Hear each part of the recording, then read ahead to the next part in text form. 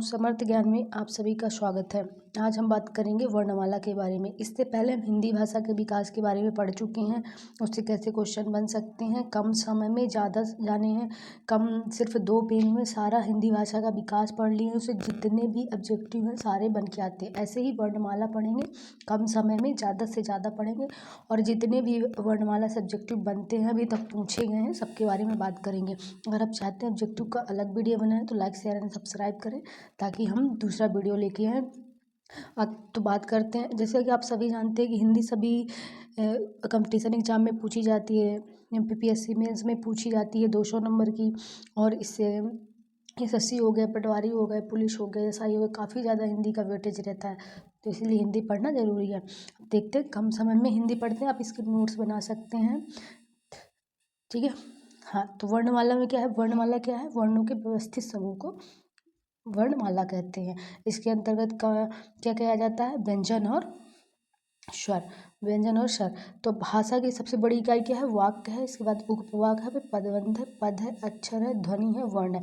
तो भाषा की यहीं से क्वेश्चन बनता है कि भाषा की सबसे छोटी इकाई वर्ण है, फिर इसके बाद ध्वनि।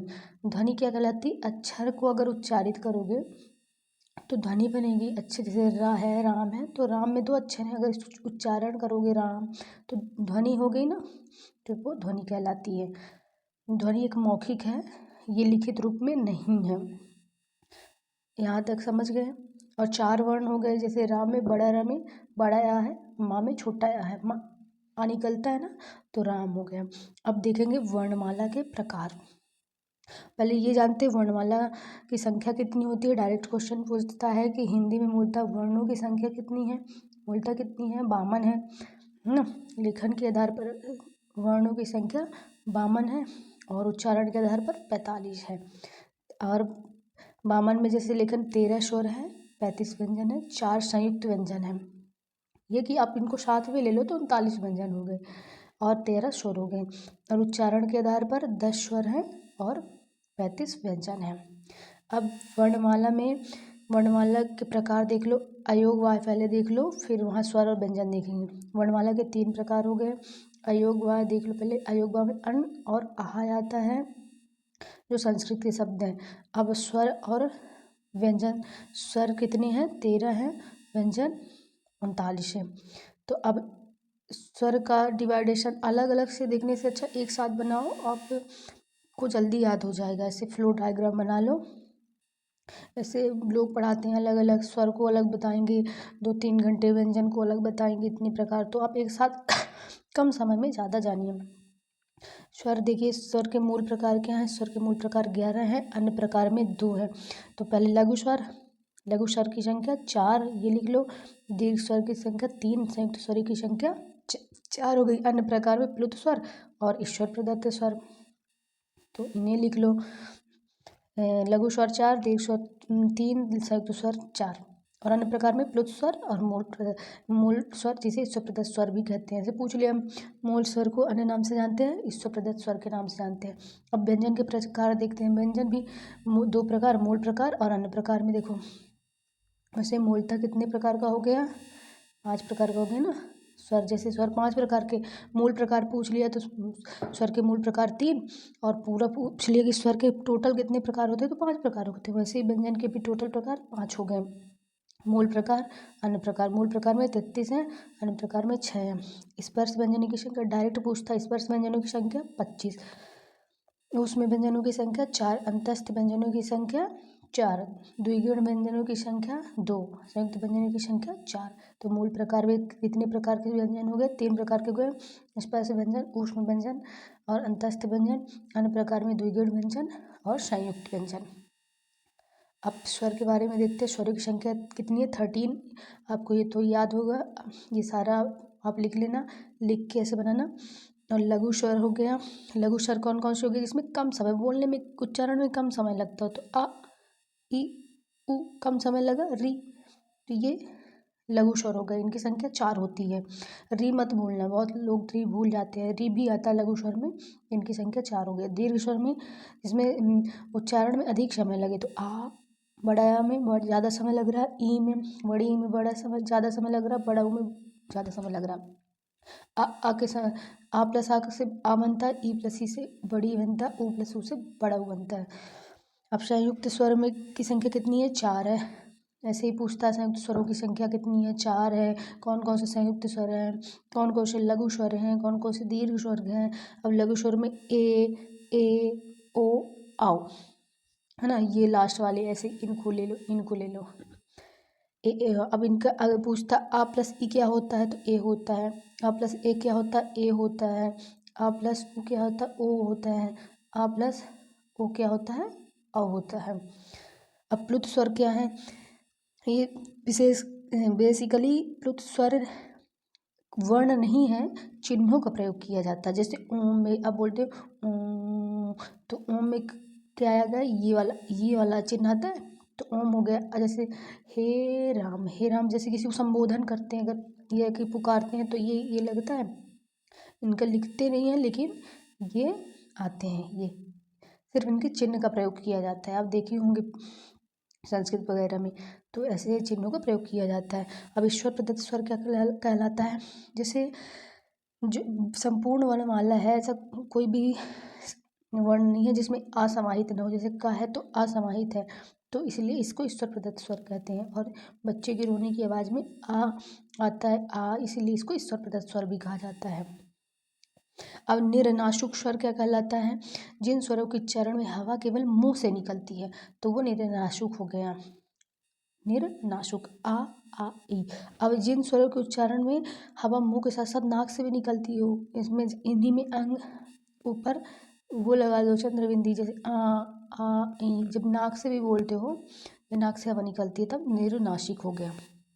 तो ये स्वर समझ में आया। ये हमने देखा पहले वर्णमाला, भाषा की इकाई देखी, भाषा की सबसे छोटी इकाई वर्ण हो गई, इसका क्रम हो गया, वर्णमाला के प्रकार हो गया। वर्णमाला के 3 प्रकार हो गए, स्वर, व्यंजन, अयोगवा। अयोगवा की संख्या 2 है। अन और आहा। स्वर के 2 प्रकार हैं, मूल प्रकार और अन्य प्रकार। मूल प्रकार में लघु स्वर, दीर्घ स्वर, संयुक्त स्वर। अन्य प्रकार में प्लेत स्वर, मूल स्वर। और व्यंजन में मूल प्रकार में स्पर्श व्यंजन, ऊष्म व्यंजन, अंतस्थ व्यंजन। और अन्य प्रकार में द्विगुण व्यंजन, संयुक्त व्यंजन। एक पढ़ना है, कुछ भी नहीं छोड़ना है। अगर कुछ भी छोड़ोगे तो आपसे एक क्वेश्चन गया।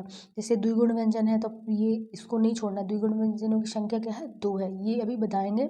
और स्पर्श व्यंजनों की संख्या 25 है। उसमें इसीलिए साथ में लिख दिए हैं कि आप सिर्फ इतना लिख लो, इतना पढ़ लो। इसमें सारे, इससे बाहर ऑब्जेक्टिव बन ही नहीं सकते। आपके लिए मैं दूसरा वीडियो बनाऊंगी ऑब्जेक्टिव से रिलेटेड, तो आप उसमें देख सकते हैं। तो अब क्या पढ़े हम लोग? स्वर पढ़ लिए, अब व्यंजन पढ़ते हैं। व्यंजन पहले तो आप लोग ये याद रखिए कि याद है ना सीक्वेंस से, का खा गा गंगा, चा छा जा जा अइया, टा ठा डा डा आड़ा, ता था दा दा ना, पा फा बा बा मा, यारा ला वा सा सा हा छत्रा गया, ऐसे याद होगा। तो ये जो पहले, जो लास्ट के पहले आप 25 लिखिए, माँ तक लिखिए, है ना। तो ये जो लास्ट के हैं, तो ये 5 अनुनासिक स्वर, सॉरी अनुनासिक व्यंजन कहलाते हैं। तो अनुनासिक व्यंजनों की संख्या कितनी है? 5 है। अनुनासिक के स्थान पर बेसिकली किसका प्रयोग किया जाता है?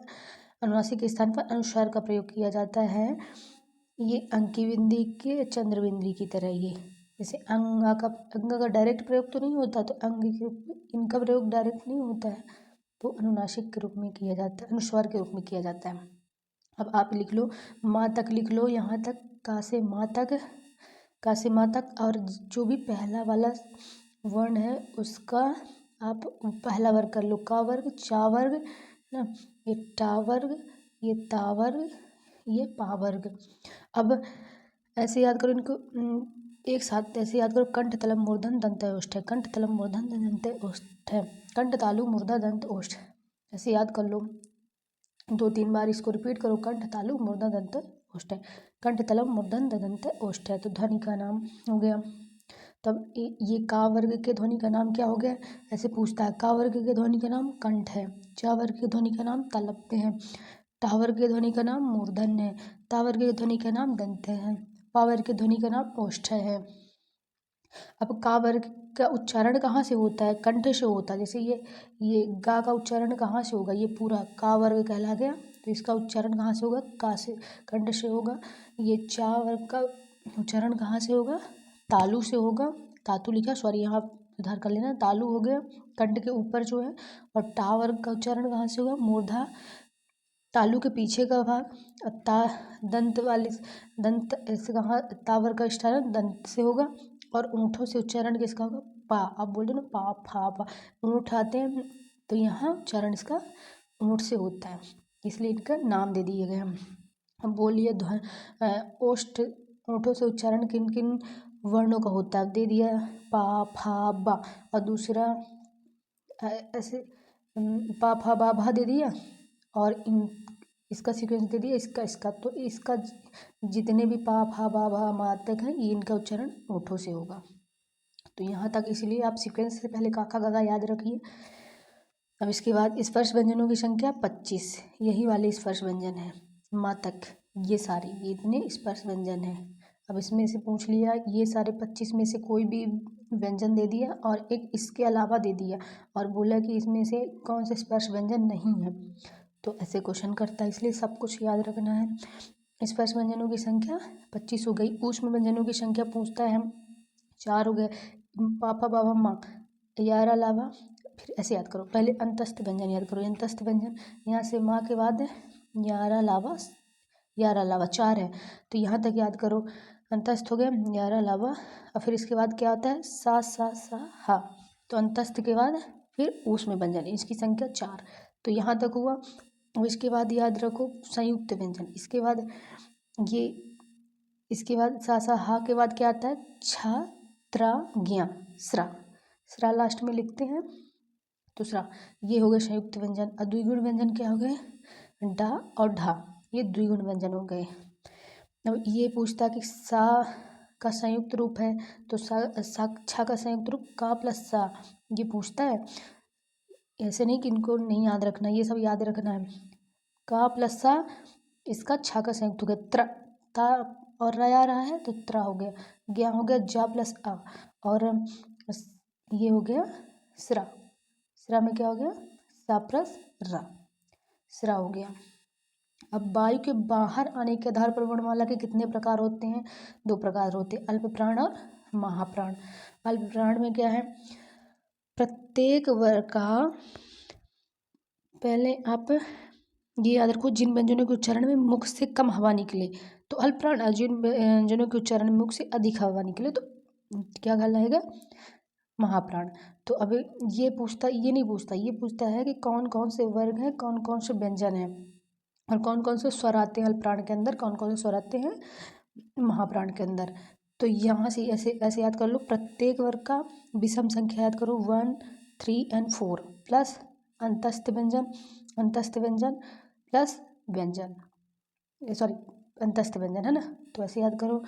अल्प प्राण में 1, 2, 1, 3 प्लस 5 विषम संख्या प्लस अंतस्थ व्यंजन, और इसमें जो बचता है महाप्राण के लिए तो 1 + 4 बचा, ये तो ये 2 + 4 सॉरी 2 + 4 2 + 4 यहाँ गलत लिखा है, यहाँ आप सुधार कर लेना, 1 नहीं 2 है महाप्राण में। जो बचा है अल्पप्राण से, अल्पप्राण में क्या है विषम संख्या लेंगे 1, 3, 5 अंतस्थ प्लस अंतस्थ, इतने अल्पप्राण वर्णमाला कहलाएंगे, और यहाँ 2 होगा 2, 4 प्लस ऊष्म व्यंजन, ये क्या कहलाएंगे, ये कहलाएंगे महाप्राण। तो ऐसे ऐसे प्रत्येक वर्ग का, ये वर्ग यहाँ जाओ, इसीलिए कहते हैं काखा गागा याद रखना जरूरी है। प्रत्येक वर्ग का पहला हो गया, तीसरा हो गया और 5वां हो गया, तो ये क्या कहला गए अल्पप्राण। अब प्लस क्या कहला गए, प्लस आप ये अंतस्थ, ये व्यंजन क्या कहलाए अल्पप्राण के अंतर्गत आ गए। ये पहला, तो ये पहले जितने पूरे हैं, ये पूरा पहला, तीसरा, 5वां अल्पप्राण, महाप्राण में ये दूसरा और ये पूरे चौथे, ये महाप्राण के अंतर्गत आ गए। प्लस ऊष्म व्यंजन कहाँ है, ऊष्म व्यंजन क्या क्या है सा हा, और अंतस्थ व्यंजन यार अलावा, तो अल्पप्राण में अंतस्थ व्यंजन और महाप्राण में ऊष्म व्यंजन। यहाँ तक समझ में आया। अब वायु या ध्वनि के दबाव के आधार पर वर्णमाला के कितने प्रकार हो गए, 2 गए, घोष वर्ण और अघोष वर्ण। जिन ध्वनि के उच्चारण में स्वर तंत्रियों में कंपन हो वो क्या कहलाते हैं? अघोष। और जिन ध्वनि के उच्चारण में स्वर तंत्रियों में कंपन हो वो सघोष। मतलब स्वर तंत्रियों में कंपन हो तो सघोष और ना हो तो अघोष। यह घोष सघोष एक ही है।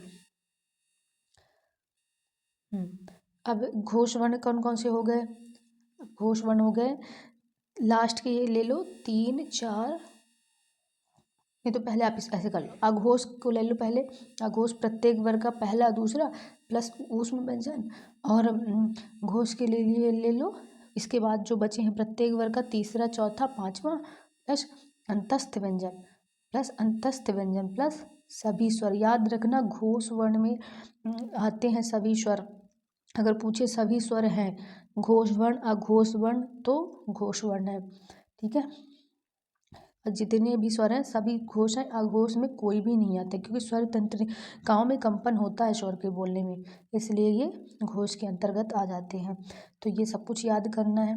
और एक बार आप यहाँ देख लो, यहाँ कंफ्यूज नहीं होना है।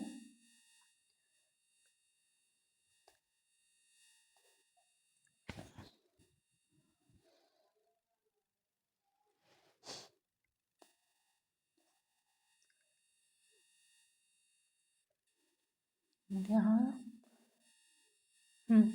प्रत्येक वर्ग, ये वर्ग है, ये वर्ग में कंफ्यूज नहीं होना है। प्रत्येक वर्ग का पहला हो गया, ये पहला हो गया, ये दूसरा हो गया, ये तीसरा हो गया, ये चौथा हो गया, ये पांचवा हो गया। का वर्ग हो गया